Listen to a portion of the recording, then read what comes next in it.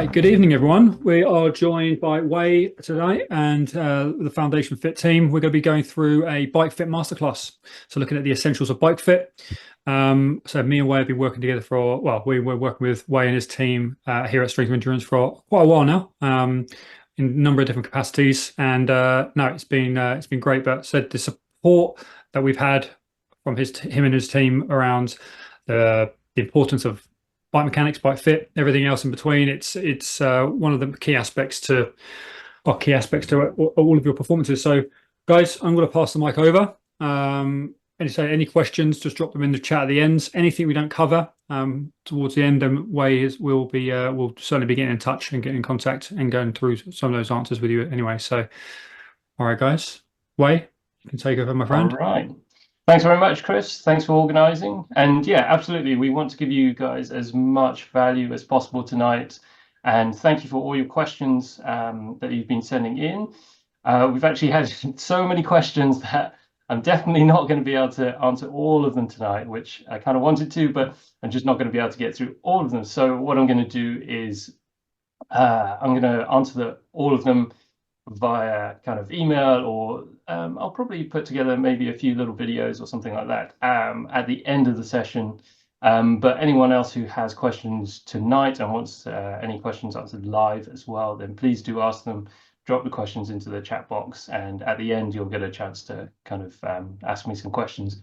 And I'm going to be talking for about 30 minutes, and then that will give us another 30 minutes or so just to kind of blast through different questions and things like that. And the more participation, the merrier. So yeah, use that chat box, ask your questions, get your brain juices going, and we'll get into it.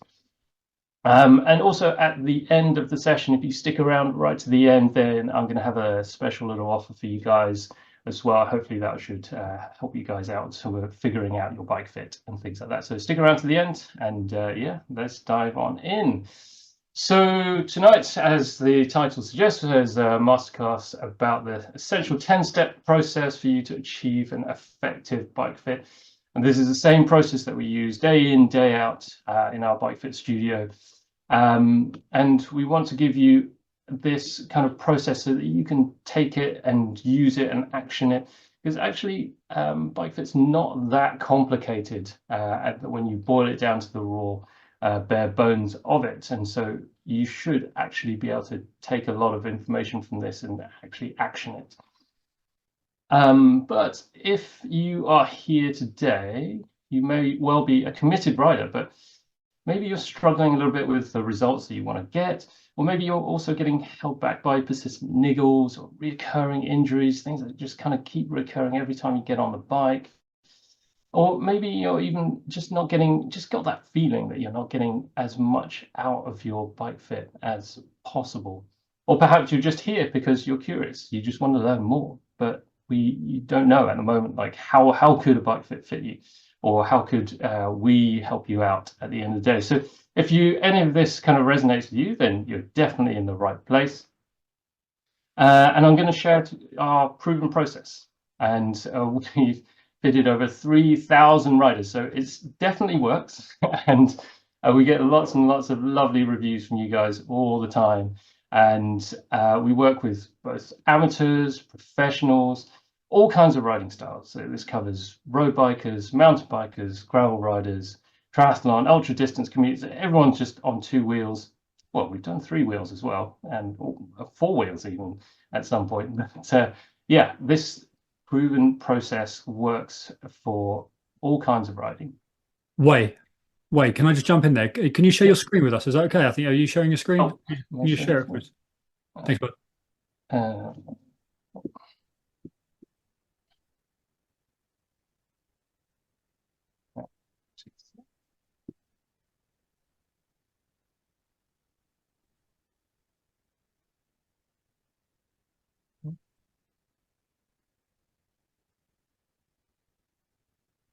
All right. Can everyone see that? Perfect. Yeah, thank you. Okay. Oh, you missed out on this lovely graphic with all the thousands of riders that we've been fitting. So here you go. Okay, and just to let you know, it does work at the very highest level. So we've been working with Colin Norris. Some of you guys will probably know him, be coached by him. We've worked really closely with him as well.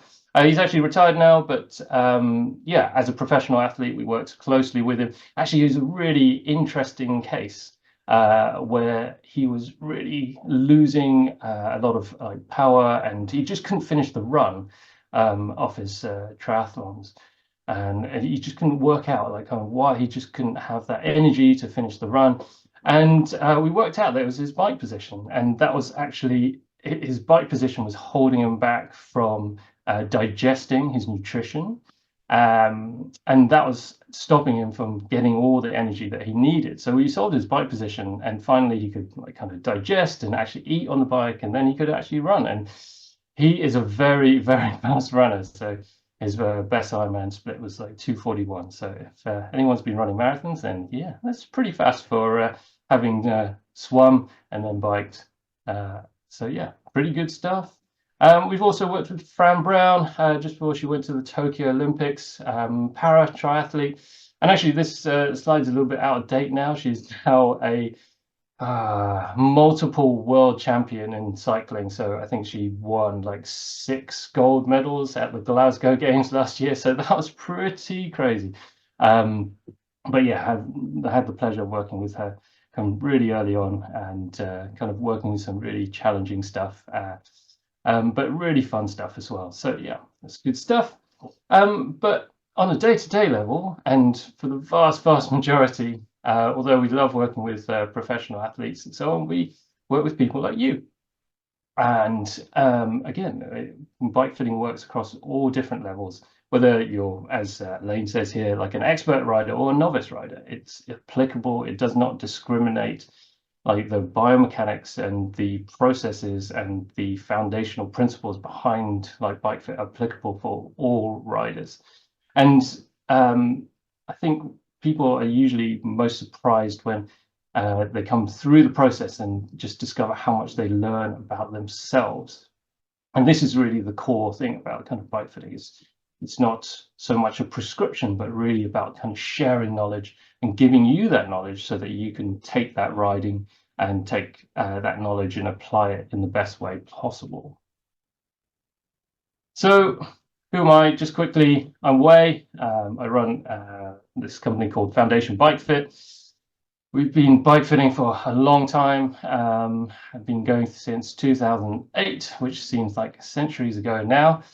And I've done a bit of everything. I've done everything. I've mountain biked, been a roadie, I've been racing, been a triathlete, also coached triathlon, but my kind of focus these days is more being a father to a young daughter. As parents out there will know, there's plenty of energy and time required going into children. And although I've done all kinds of kind of racing and so on, I'm just like an ordinary bike rider, just like you guys. The only podium that I've kind of topped is the Cargo Bike Hill Climb Championship in London. So pretty niche, but yeah, still got there and won a crate beer, so that was good fun. All right, and our bike fit studio, worth mentioning, we are based at the lovely London Olympic Velodrome. So it's a pretty amazing venue, really lucky to be there. It's the home of cycling in London, and what makes us really unique is that we have these road and mountain bike outdoor test circuits. So we can literally take you from the studio, and we can bike fit you in the studio, and we could take you outside and we can test you and watch you ride and see how you go around corners and actually feel the difference between where you were before and does your fit actually work in reality? And literally no other studio in the country can offer this. So we're in a pretty unique place, and this is kind of how we get really good results, because we can literally test some stuff out there. We also run some pretty cool stuff, like we have a saddle library which has over 150 models. People love testing saddles, as you can see in the picture, and this gets us great results, as you can see through our Google reviews.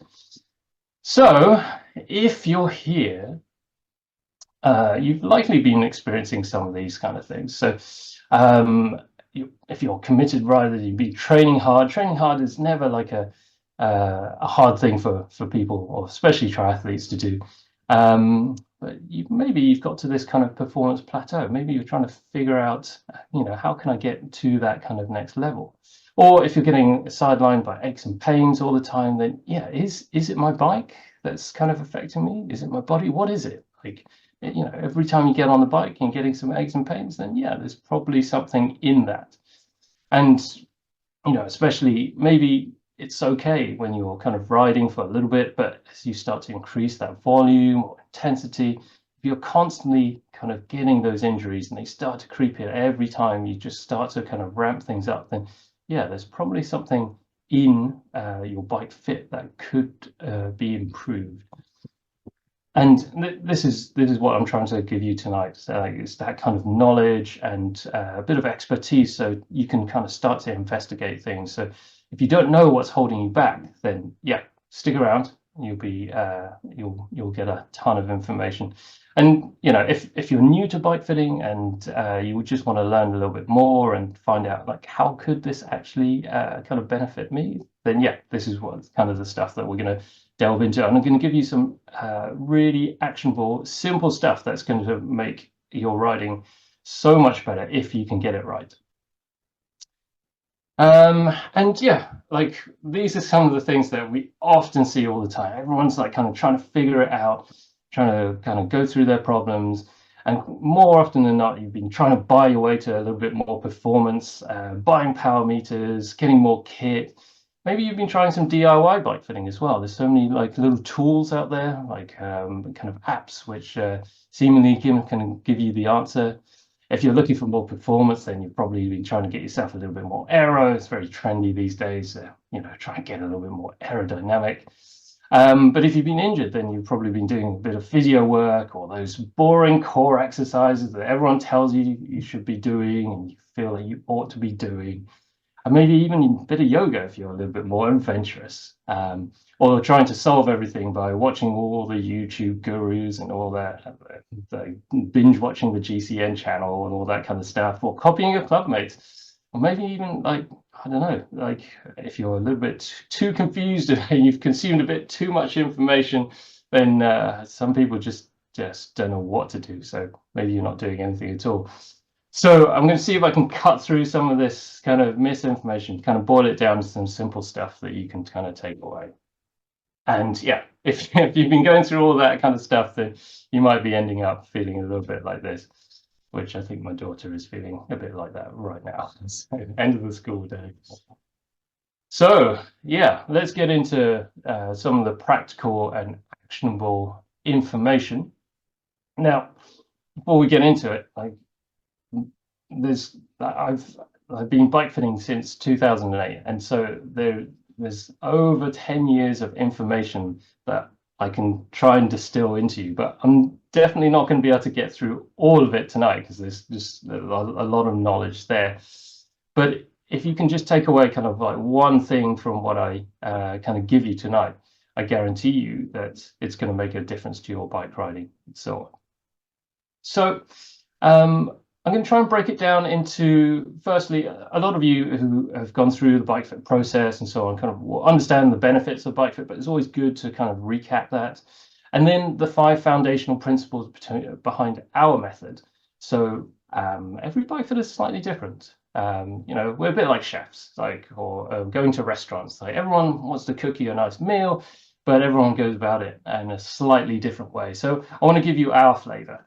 And our kind of what kind of guiding principles there are and the values that we hold when we go through our bike fitting, and then onto the kind of meat and potatoes of like the 10-step process. That's the kind of process that you can implement and take away with you, and then hopefully we'll have enough time to kind of really get into some of the questions that you've all been wanting to ask.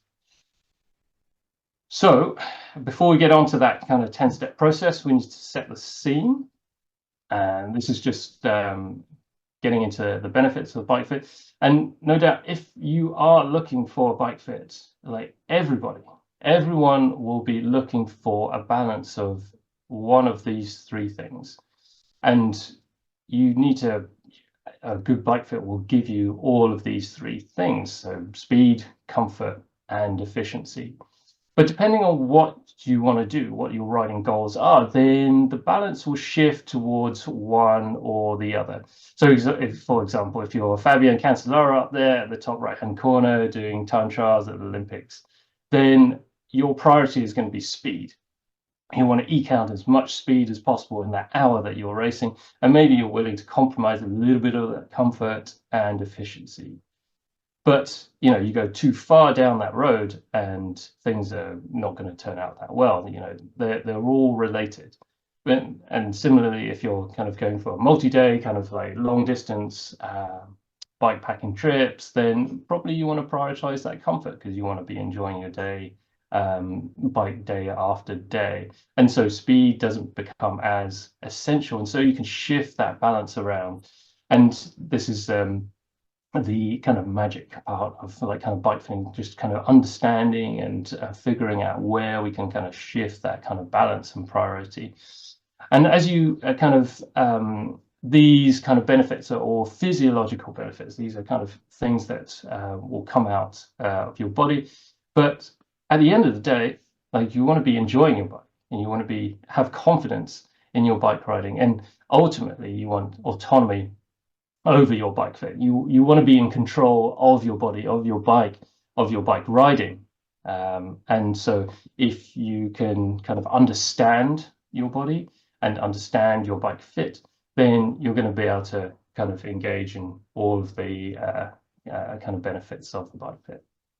And interestingly, this reminds me of a story with a bike fit colleague of mine when we were both working back in kind of bike stores and selling bikes, as well as kind of dabbling in a bit of bike fit, not really knowing what we were doing. But Tony was a little bit ahead of me, and so he wanted to experiment. And so he would, when he got a new customer in, he would set up two bikes, and he would get like a super fancy high-end, like back then in those days, like £5,000 was a lot of money for a bike. So he'd get that £5,000 bike, but he would set it up in a terrible position. And then he would get the £500 bike off the shelf and set it up in a really great position for that rider, and then send them out on their way and get them to test ride the bike. And 99% of the time, the people on the well set up bike would come back and be like, "This bike was amazing. I really want this bike. This is like so cool. Yeah, this other bike, yeah, the braking was a little bit better, the shifting was a bit better, but this one, just there's something about it that just felt really amazing." And just going through back in that day, I didn't really kind of realize the significance of it, but kind of thinking back now, it's just kind of a really good illustration of how important bike fit is to the overall package of kind of what you're trying to achieve on the bike. So moving on to our 5 foundational principles. So these are the kind of values that we kind of put forth through all of our bike fitting. And strangely enough, the first one is like bike fit is actually pretty simple, because we're dealing with bikes, and bikes are limited. There is only a certain amount of adjustment that you can make with a bike. So you can put the seat up, you can put it forward, you can put it back, tilt it, handlebars, but there is only a limited amount that you can move a bike around. And so there's a limited amount of possibilities within bike fit. So yeah, bike fit essentially is simple. However, we want to strap a human being onto this kind of limited machine. And this is where it gets a little bit more complicated, because human beings, unfortunately, are pretty complicated. All of you out there are unique. There is not another Chris Handy sitting in this webinar right now who is exactly the same as the Chris Handy I'm looking at right now. So this is where we have to get a little bit more kind of cognizant, I guess, of the human in front of us and how that human functions, and how do we get this complicated human being strapped to the simple bike. And so can we accommodate this complicated human with the limited amount of adjustment that we have within the bike? And so bike fit is an interaction between kind of bike and human, but is also a human-to-human process. You know, a bike fitter is there like a coach to help guide the rider through the process, and we have to do it together. Just on a really simple term, like whenever we get a rider in, we just kind of make sure that they understand that I, as a bike fitter, have no idea really what that rider is feeling when they're sitting on the bike. Like, is the saddle comfortable? Is it uncomfortable? I don't know. I can't feel what your butt is feeling.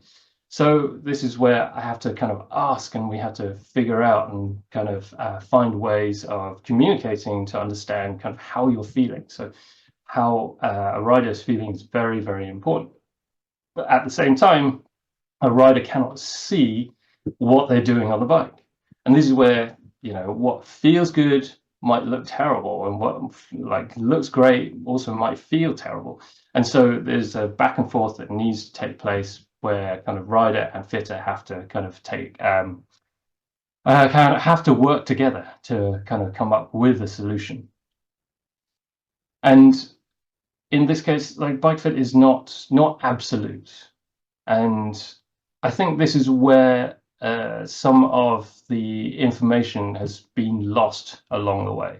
Because bikes are simple and are limited, the idea was that, you know, if we just, you know, measured some things and put the bikes in a certain position, then, you know, that will be it.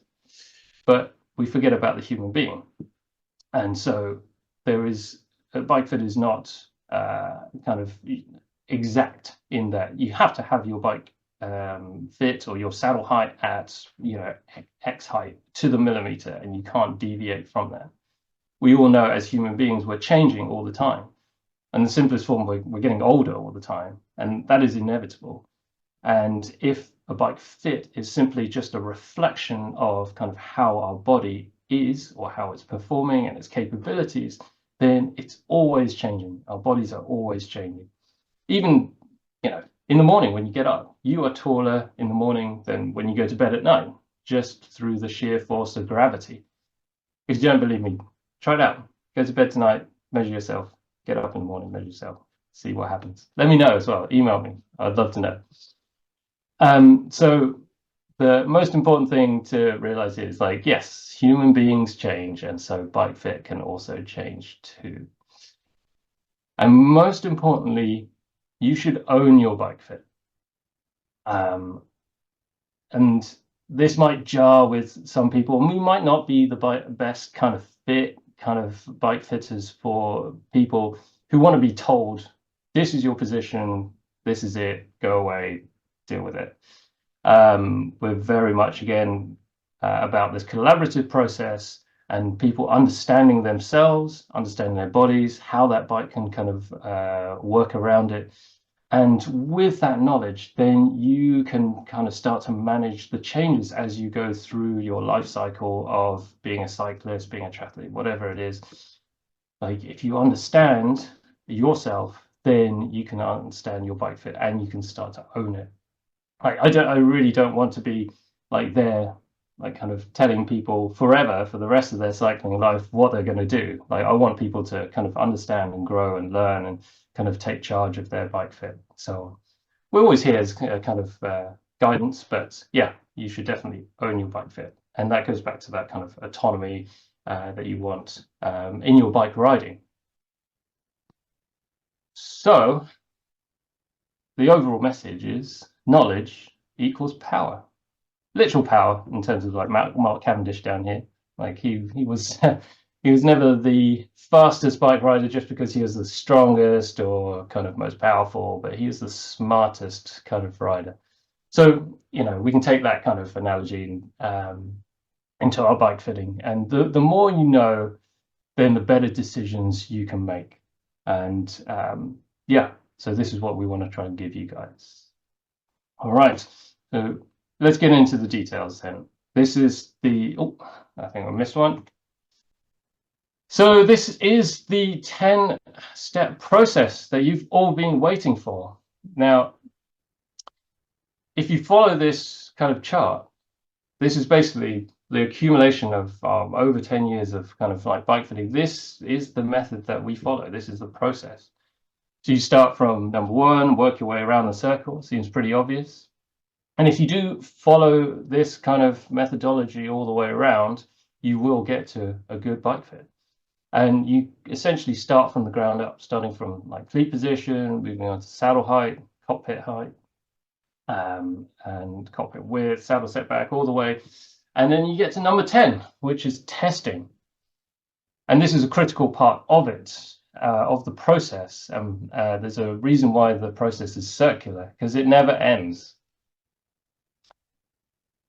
Testing is essential. Like, you will never know if your bike fit is any good if you don't go and ride your bike and test it and spend some time on it and see how your body adapts and figure out, you know, was it good? What was good? What was bad? Can I change something else? And then you come back and go through the process again and, you know, make tweaks and make tweaks kind of with knowledge, having made some notes and having kind of thought through that kind of process.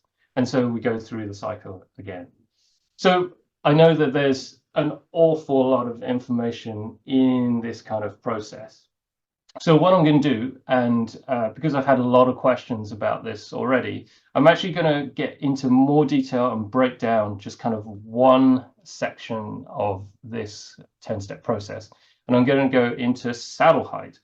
And again, this is going to be more detailed, so you can take this away and you can start to action it and kind of get your saddle height right. Mainly because saddle height is the one thing that 80% of people that come into our bike fit studio have not got right. And if you kind of follow through and you go out tomorrow and start looking around at the riders that you go past, you're going to be like, oh my goodness, I need to tell this guy they've got the saddle height wrong. But don't do that. I tried to do that, and yeah, people don't like being told that the saddle height's wrong. But it's actually no fault of our own. It's just a physiological thing. We're not built to ride bikes. We are built to run. And so I can get into this a little bit later. I'm going off on a little bit of a tangent, but essentially when we run and we walk, we go through a process called triple extension, which is extending our hips fully, extending our knees fully, also extending our foot fully as we go through that kind of gait cycle. Unfortunately, we don't do that when we're on the bike. We kind of get stuck in this circle, so our legs never extend kind of fully. And so whenever we get on the bike and we get into the right saddle height, we actually feel like we're a little bit too low. We feel like we've got more to give. But in order to stay in control of your pedal stroke, to stay smooth and supple and be able to produce good power all the way around instead of like in a really jerky kind of way, then we actually need to sit the saddle lower than our potential kind of gives. So that's the main reason why most people have their saddle height too high, because they're trying to run essentially and do the human thing. But actually we want to be bike riders. Oh, went the wrong way. Okay, so let's get into saddle height.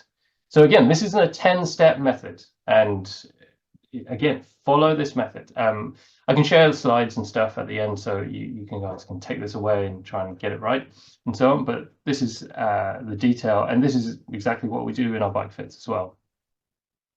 So step number one, you can set your bike in a trainer and get it level.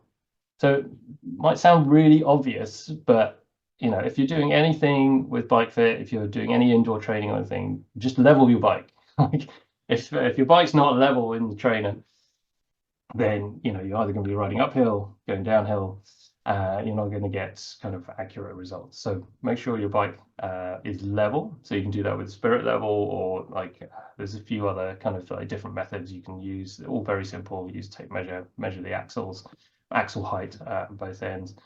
Actually, we've got a blog on our website which you can kind of go through this kind of method as well. Number two, now this is an interesting one that you might not have thought of, is you want to set a consistent measuring point for your saddle. So a lot of people measure saddle height and they're like, well, I'll just measure it to, you know, the top of the saddle, maybe at the middle of the saddle. But what happens if you change saddle? what happens if your saddle's a different shape? And so again, will be a really, really good takeaway for you so that you can establish, this consistent measuring point, and then you can actually get consistent results if you've got multiple bikes or so on, or setting out different bikes or hiring bike, things like that. And what we use is a width measurement. So you have a look at the calipers, and we find where the waist of the saddle is 80 millimeters wide, make a mark in the middle of the saddle using a bit of tape. And that is the point where we will take any measurements from. And you can find that kind of width measurement on any saddle. So yeah, even if it's a different shape, it's a lot longer or a little bit wider, then yeah, use that kind of 80 mil kind of measuring point for all of your measurements. And that will give you consistency, and other measurements will kind of tally up. So good little tip for you. Okay, once you've got your train set up and your bike measured, so you kind of measured your seat height and you've recorded it, so you know your baseline, then you're going to get on your bike and you're going to ride, 6 or 7 out of 10 effort. So, it's like kind of club ride pace. You're going long. You can talk, but you're going to run out of breath a little bit in a little bit. And once you get to that point and you've kind of established a little bit of feeling, you understand where you are, what it feels like to be at your current height at that kind of intensity, you're going to drop your saddle to where it's obviously too low. So just, it's going to feel like you're riding a kid's bike. And you want to observe kind of what you're feeling, what muscles are working, what's going on, which muscles are kind of really having to overwork and which muscles aren't kind of working. And you will find that it just feels terrible. It just feels like you're having to work way, way more than you need to. And more likely your quads are going to be burning, so top of your thighs is just going to be really overworking because you can't extend your legs fully. So like back of your legs, the hamstrings just can't do the work that they need to. So now that you've established a low point where you're obviously too low, where you don't want to be, you can start raising the saddle in small increments. Usually I go 5 mil. If it's the first time you've done it, you can do it 10 mil at a time. Use the kind of guides that you have on the back of your saddle, seat post. So some seat posts will have like kind of markings on there, which would be really useful. But as you raise it, kind of mark it off with a pen or a bit of tape and so on. But it's really important that you stay in the same gear.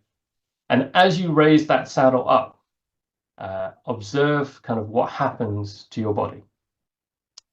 Now, if you feel a change of effort and you haven't changed gear, then we know that something biomechanically has changed. And usually the closer we get to your ideal, the smoother, the easier, the more fluid, the more powerful you're going to feel. And that's kind of where you want to work towards. You want to kind of just keep raising it and get to that point where you're starting to really kind of get into the flow of it. And yeah, where your ideal is, as I just said, is just going to be where you're smooth and controlled and powerful and pretty stable. So you can see this lady here. Yeah, she's pedaling pretty smoothly. A little bit of movement through the hips. There's always work to be done, but she's pretty stable. And so this is kind of what you want to be kind of like aiming for. But you want to go too far. So now that we've gone too low, we've kind of got to maybe where you found ideal is. You want to go too far. You want to go too high and establish that kind of limit point. So essentially what you're doing is trying to teach your body where your limits are. So you've gone too low, kind of going somewhere in the sweet spot, and then you're going too high. And once the body learns, it will kind of know where you want to be. It will learn, it will remember kind of where too high is. You've experienced it. And too high is kind of where your hips are rocking around. You're not in control of that pedal stroke anymore. Your body's having to compensate. Pedaling just feels harder again, and you're having to stretch out. You're not in contact all the way through that kind of pedal stroke. So again, just a nice little example of the same lady here who was sitting a little bit too high. So once you found that kind of position which is too high, then you can bring it back to the ideal. So we've got a little example here of Alps, who was in the studio a few months ago. So he came in on the left-hand side, and then the position on the right is kind of where he kind of went out. But he is sitting way, way, way too high on the right-hand side, really rocking around, shoulders up by his ears because he's having to brace his body, and a little bit smoother here on the right-hand side. So again, just to recap, you need to find the low point, you need to find your upper limit point, and then you can kind of bring it back to that kind of midpoint or ideal in between. And then once you've done that, then you need to test it a little bit more. So you'll find that testing is definitely very much part and parcel of our process. So now that you need to ramp it up to 8 out of 10 effort, put it into a harder gear, and retest with finer adjustments so you can kind of really dial in that kind of seat height. Because as you push harder on the saddle, on the pedals, your body will operate slightly differently. You'll tend to drop your heels a little bit more. So usually people will find that they need to kind of drop their saddle just a few mil to get that kind of real kind of like optimum once you found that kind of ideal, and then retest. And again, with Alps, you can really see his hips rocking around on the left-hand side as his body is trying to stay in contact. It's trying to create that power, but it can't do that. But you can see how much more stable he is on the right-hand side as he's able to kind of operate his legs more efficiently. And then you got to take it outside and retest it. And yeah, the cycle kind of starts again. So, you know, what happens when you go outside? Different things may change.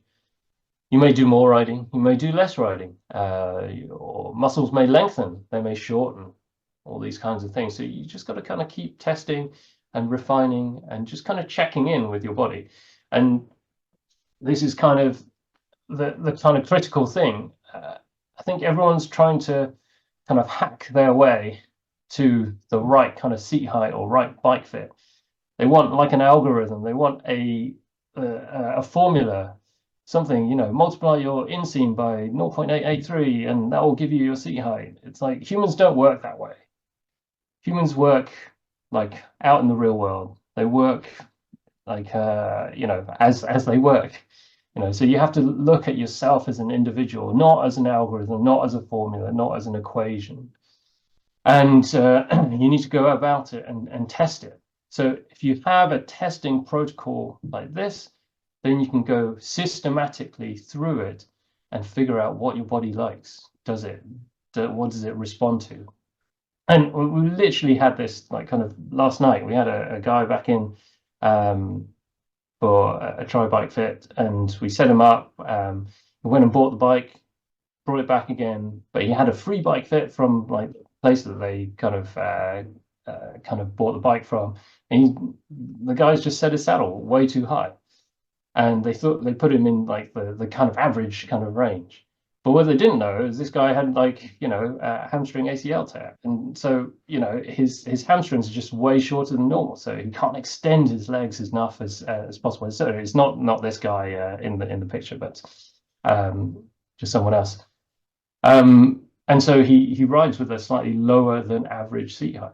And so you have to take all of that into account when you're kind of looking at individuals. So just replay this again, just a classic example of someone who sits way too high and back into their kind of functional range. So just a quick recap. Again, I'll send you over this kind of slide so that you can kind of action this as we go. And really important to note that this method that I've just described to you, this is science. This is how science works.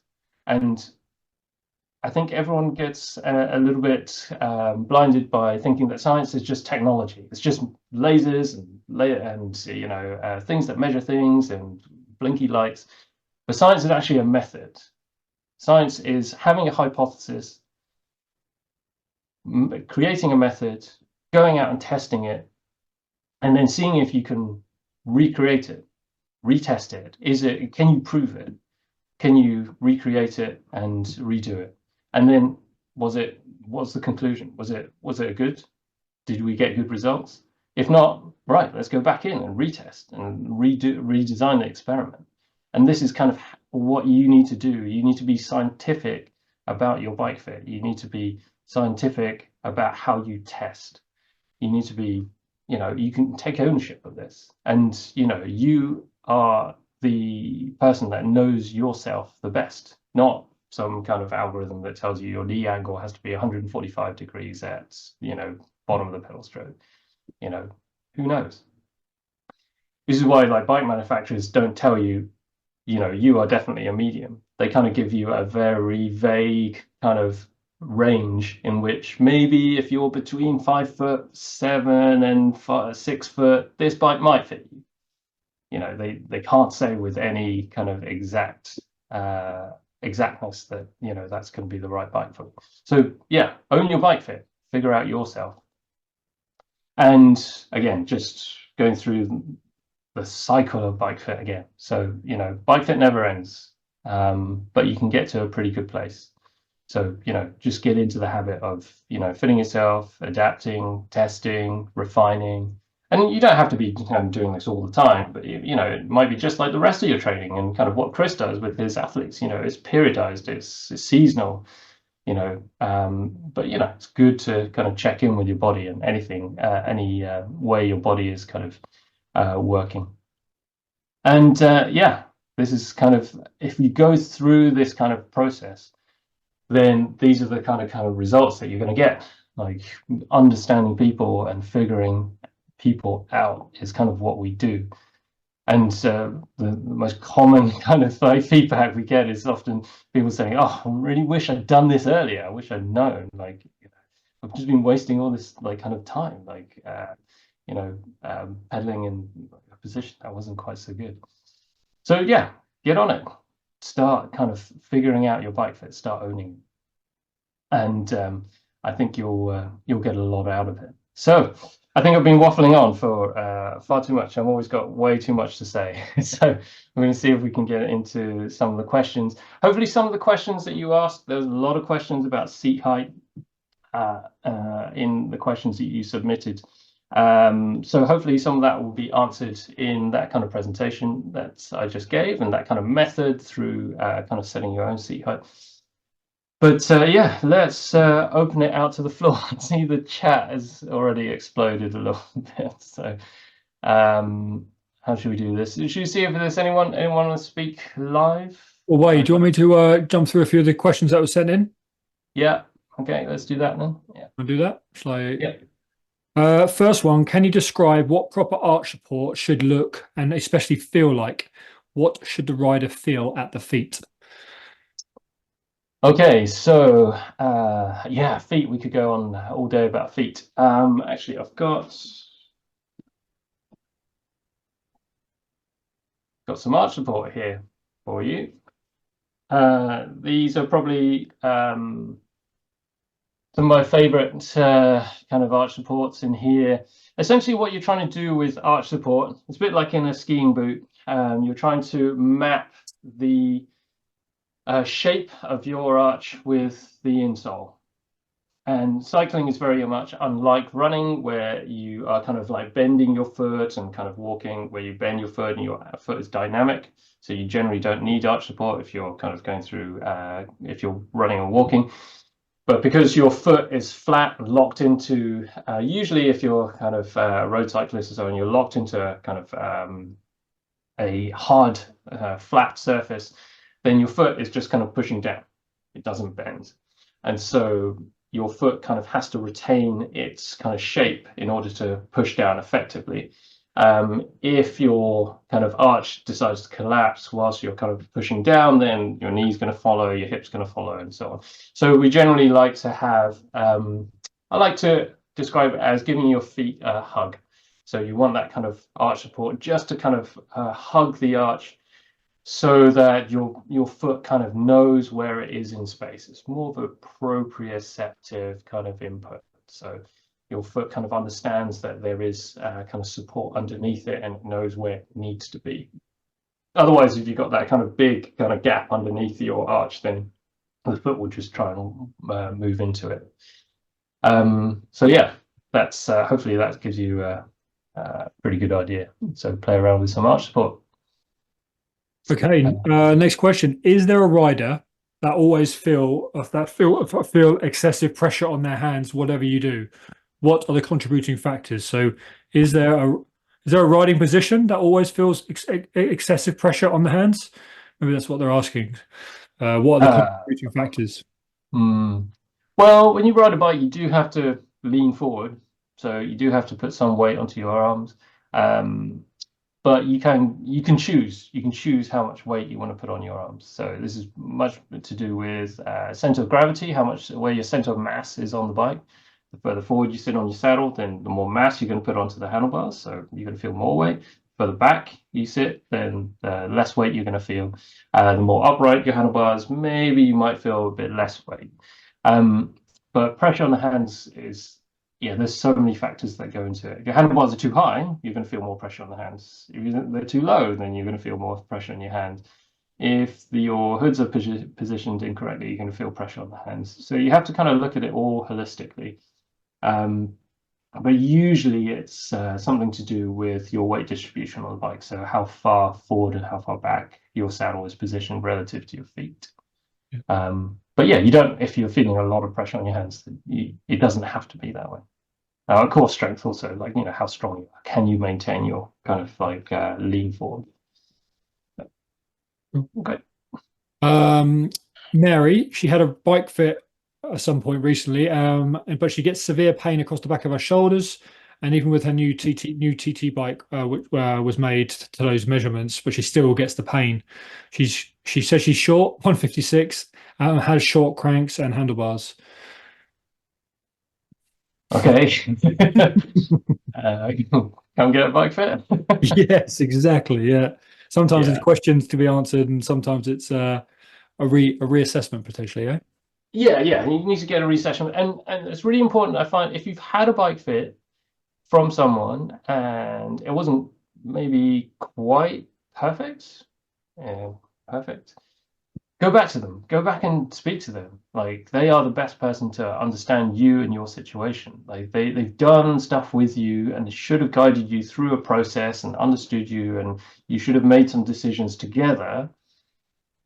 And they will kind of have made those decisions for particular reasons. Yeah. And then they sent you out the door, and then you got to test it. And maybe that experiment didn't work. So you need to go back and be like, okay, that didn't work. So can we move in a different direction? And if they are willing kind of participant in that, then yeah, absolutely, they should be able to kind of help you through that kind of process. So, it's not a just kind of one and done. It's not formulaic. It's, it's a process. So keep talking to your fitters, keep talking with your practitioners. Couple of questions here on saddle height, how to adjust it correctly. I think you've kind of covered that pretty well with those guidelines, with the points there. What do you use to accurately adjust cleats? Okay. So I wish I had the tool here with me today. There's a great little cleat tool by a company called Ergon. Essentially, it's so simple. It's like it's a board with a cutout of the shape of the cleat, and it's got some lines on it, ruler measurements on it, and you just literally slip your kind of shoe with the cleat on over the top. Hey, Scott, very good. If everyone can see Scott's screen, that is exactly the tool. Hold it up, Scott. There we go. Let's bring him up. Yeah. So they are specific to kind of each kind of cleat, but it's a super simple. You can even try and make one yourself. Like, you just need a cutout of your cleat, which you can kind of fit your kind of shoe and cleat onto, and then you can kind of start to gauge kind of how much rotation, how much fore-aft there is, and so on. Yeah, have a look on our kind of knowledge hub on the website. There's a few kind of links to kind of those tools, but yeah, super easy. It's like 20 quid for a tool, and yeah, you can take it everywhere with you. Super simple. Scott, whilst we got you here, mate, how long do you spend on each measurement? Scott asked, Way, how long do you spend on each measurement?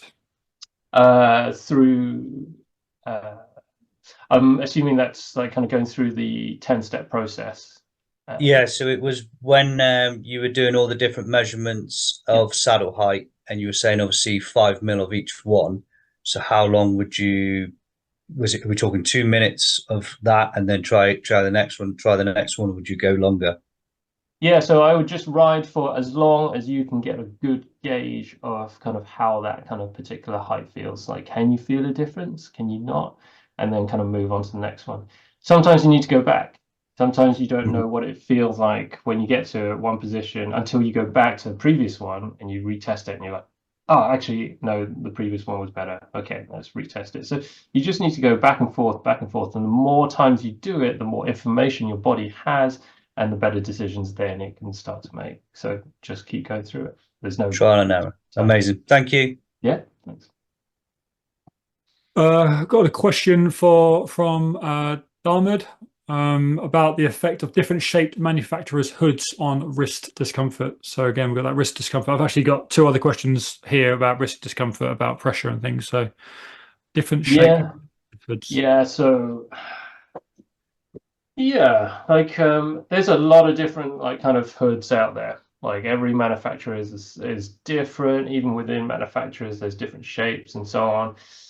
You just got to take a kind of practical view on it and kind of understand how your hand feels on a certain hood, and then kind of, if you can, try it out against, another hood. Like some. Can I ask you live, Wade? I'm here, so I could ask you the question live. That's me. Oh, okay, yeah, sure. Hi.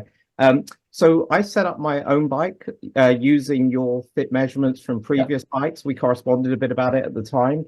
Yeah. I've got it really close. But the only thing that troubled me was I was going over from Shimano mechanical to SRAM Di2, much bigger hood. Yeah. I measured absolutely everything. So I measured I sort of measured the decline from the saddle tip to the hoods. I put a spirit level on it. I got the same angle on both bikes. I measured the height of the hood from the floor. I mean, I measured everything I could, but I felt that the shape of the hood was such that my wrist was in a different position when I was on the hoods, and I started getting wrist pain. And some of that might be because the hoods were not evenly set up and one had slipped, but even once I got them back to level with the spirit level, I still had some wrist discomfort. And as far as I could see, I'd set everything up on the measure. Yeah. Where did you feel it on the wrist? So let's see. So Back of the wrist. I don't know if you can see my hand on. Yeah. So like when you've got your hand on the hood like that, you're feeling here. Okay. Yeah. So usually that's when your kind of wrist is too kind of cocked upwards. Yes, exactly. You're kind of like putting the weight into the kind of groove and wrist rather than spreading it out across the rest of the palm. So it may be to do with, if your hoods are angled a little bit too far up, then that will happen. It could be that you might need to change the height of your handlebar, the whole cockpit itself. Like you could try kind of lowering it and just seeing if that allows your wrist to kind of settle back into that kind of more handshake position rather than cocked out. Yeah. Like you just need to experiment a little bit. You could also experiment with like kind of how your hoods are kind of tilted. If you're looking from above, like kind of how angled in or out they are. Yeah. Like if you have them too angled outwards, then you're gonna kind of splay your kind of wrists a little bit. If you kind of angle them in a little bit, because your wrists are designed to like kind of rotate inwards, then usually most riders will want like a slight kind of inward kind of like hand. So go play with it.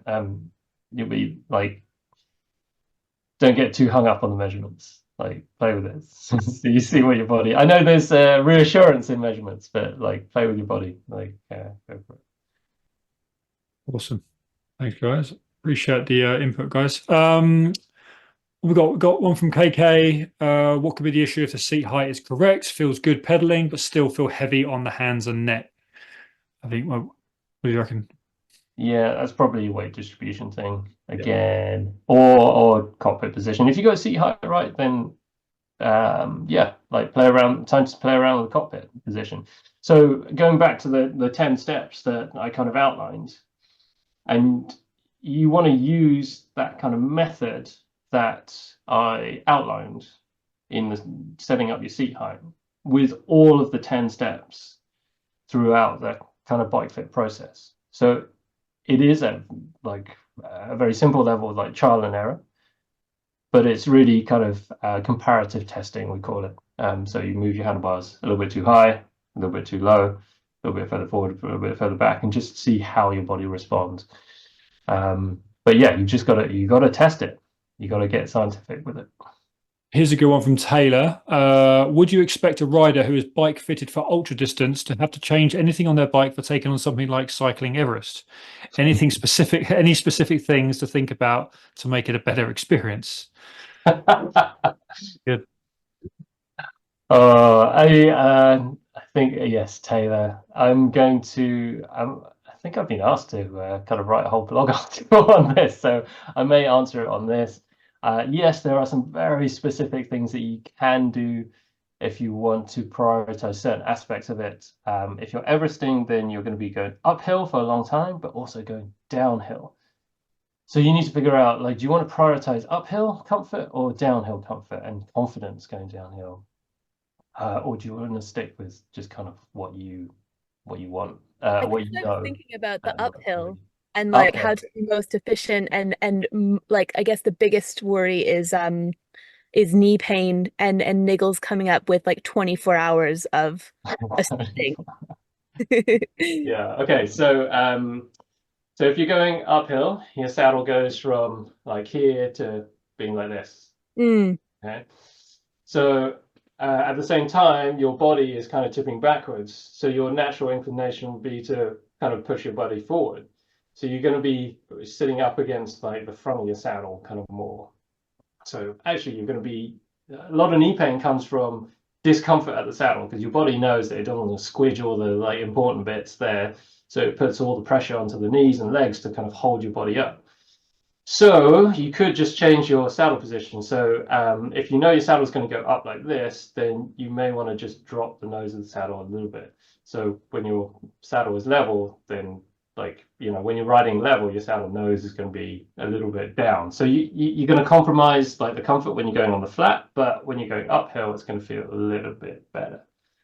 Cool. Does that kind of make sense? Yeah, no, that's a really good tip. And yeah, we could talk about it more. Yeah. Well, there's a few more other little details and stuff like that. So yeah, you can balance it out. But yeah, give it a try. Like it only just needs to be like a little bit, like a couple of degrees or so. If you go too far again, like if you go downhill and your saddle is pointing like this, and you go downhill again, like you'll kind of unbalance yourself, kind of going downhill. So you have to remember that what goes up must come down. Cool. Thank you, Wei. No worries. All right. Yeah, I think we've got a couple more here, Wei, and you won't be able to get all through all of them because there's a fair few. Yeah, I know. So many. It's all good though. It's all some really good stuff though. I think anything long distance, ultra, or extreme like that, then that's always going to be a bit complex, isn't it? Let's go. If changing shoes or pedals to something with a slight difference in stack, is it just a case of raising or lowering by whatever the difference is? If changing shoes or pedals to something with a slight difference in stack, is it just a case of raising or lowering by whatever the difference is? Yeah, just assuming you got your cleat position in the same place, then yeah, just raise and lower the saddle as appropriate and retest. Like see what happens. Yeah, I think it's as simple as that. Yeah. How would you determine the right saddle tilt to angle? So I guess that's on the flat. I mean, you're talking about saddle height, saddle tilt, Yeah. down, but I guess that's on the flat. Yeah, most saddles I would recommend people to start with like kind of level like this. So like the middle portion where you sit is kind of level. It can be a little bit complicated when like certain saddles have like a little slope down like this, but you kind of want to start with like the middle part where you sit kind of level. It's a bit like you sitting on a chair. If your chair is tilted like this, then you're just going to slide off the front of it. If your chair is tilted like this, you can slide backwards. So start level.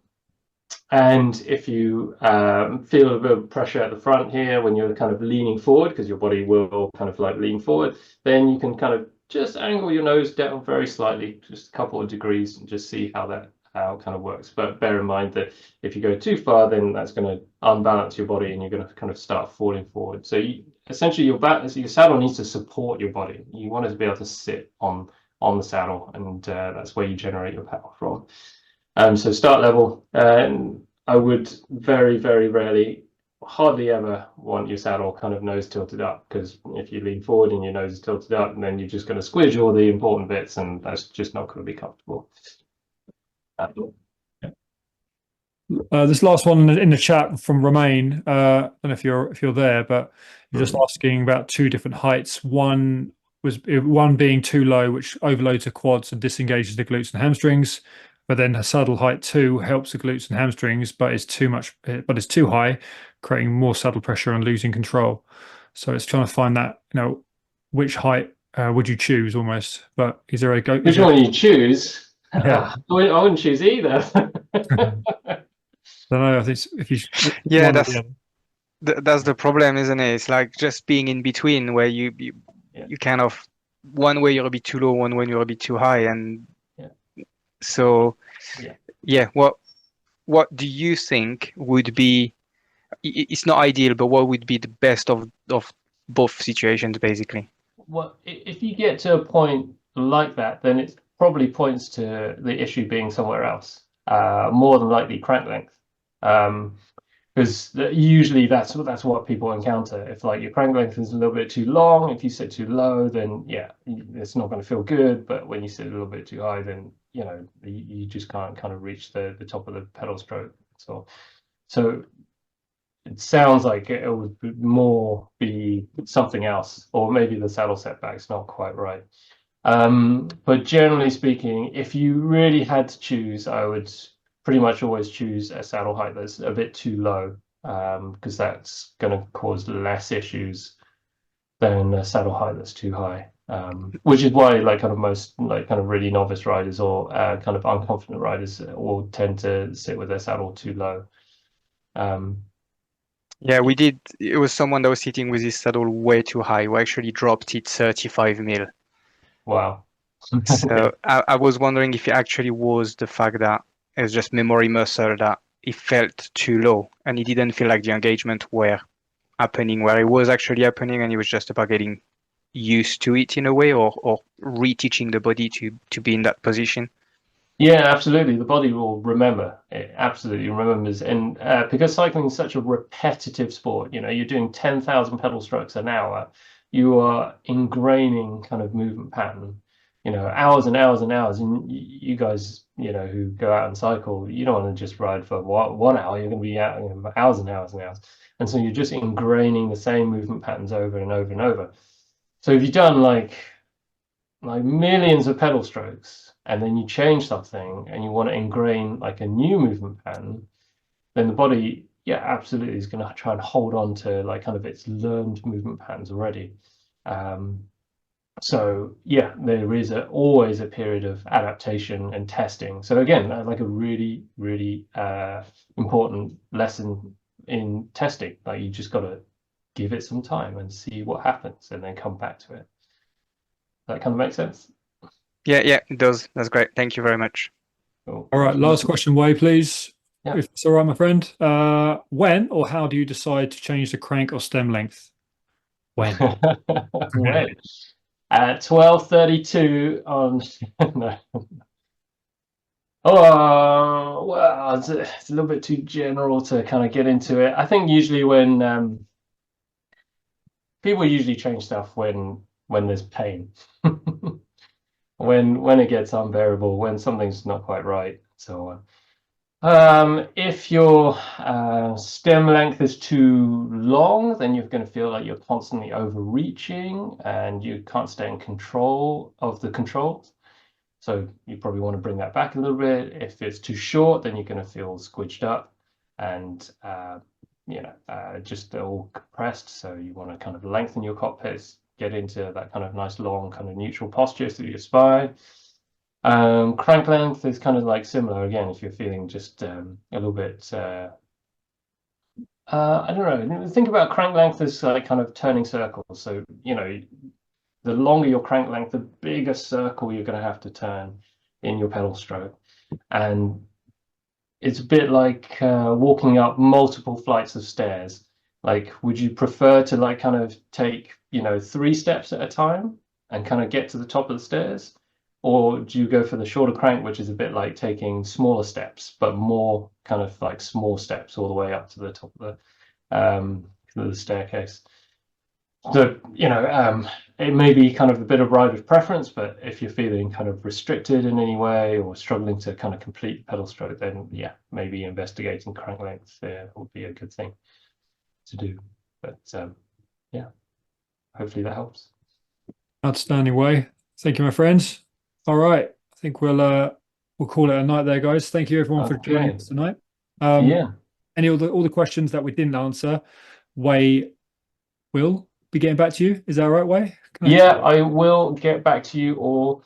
I will probably, seeing as there's quite a lot of them, I might make another video or something like that just to kind of answer through them, or we might do it through our podcast as well. So if anyone hasn't seen it, we run a podcast called Cycling Demystified. Go find it on Spotify, on Instagram.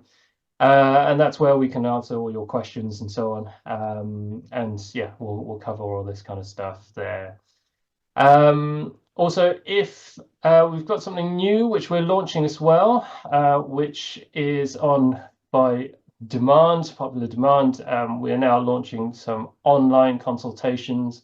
It's not bike fit, but if people want to get a slightly more individualized kind of response and assessment of their position, I can now offer kind of online kind of assessments. I'll pop a link into the kind of like chat box, so you guys can kind of have a look at it. But essentially, you fill out the form and then you can book yourself in for a kind of call with me via Zoom, and yeah, you can kind of have your kind of bike fit assessed and figure out, you know, where can you make those kind of changes, what might you need to do, and kind of give you a kind of action plan going forward. At the moment, it's $49.99 for that, but I've got a little code for you, so you can get 50% off that. So yeah, I'll drop that into the chat box in a second. But if you guys, yeah, good for like new riders. If you want to just figure out, do I need a bike fit? Do I need to kind of have my position looked at? Or do I need to, you know, if you're a returning rider, you've had a few bike fits, do you want to just check in, just see, you know, is my position still good? You know, yeah, like great little tool for that. And for some of our overseas kind of riders who can't actually come in to see me down in London, yeah, you know, you can get access to me and yeah, all the expertise. Well, that's the reason we talked about it, didn't we? Because we said that is, with your expertise, we just wanted if it was there a way of possibly giving access to your mind and your experience, and obviously because people are making changes to their body because they're doing all their strength and conditioning and all their working on the mobility of the hips and their ankles and the thoracic, they're going to be changing, aren't they, for the better? So yeah, definitely a great option here, guys. So thanks, Way. Really looking forward to seeing some of the results from it. So. Yeah, absolutely. And, you know, if you get stronger, if you start working with Chris and you suddenly do a ton of strength training, you get really strong, then you're going to need a slightly different bike position. So, yeah. It's the name of the game, isn't it? We want to kind of continuously improve these positions. So, yeah. Good stuff. All right. All right, team. Thanks for everyone for joining us. Click on that link. Make sure you got that link. You'll send it out via email and everything anyway as well. So you'll reinforce. Yeah, so. Yeah, there'll be a recording of this and then, yeah, we'll send it around. All right. Nice to meet everyone. All right, thank you very much. Thanks, guys. Thank you, everyone. Ciao. Good night, guys.